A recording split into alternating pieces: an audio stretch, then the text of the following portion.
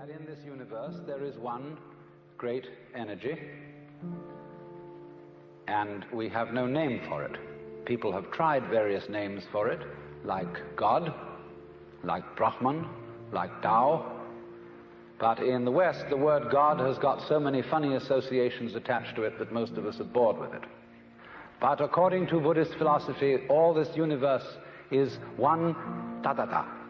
That means 10,000 functions or 10,000 things, one suchness. And we're all one suchness. And that means that suchness comes and goes like everything else, because this whole world is an on and off system. As the Chinese say, it's the yang and the yin.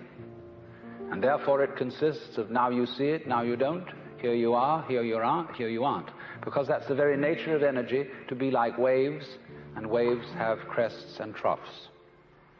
Only we, being under a certain kind of sleepiness or illusion, imagine that the trough is going to overcome the wave or the crest.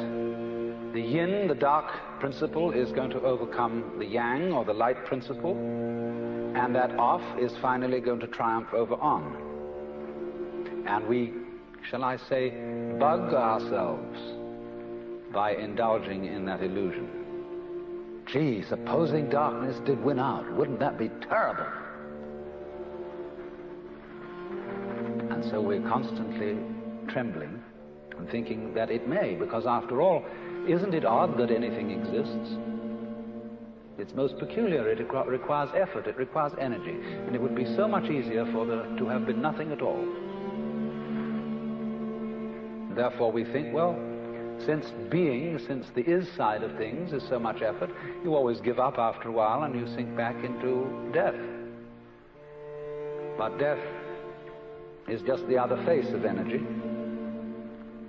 and it's the rest, the not being anything around, that produces something around, just in the same way that you can't have solid without space, or space without solid.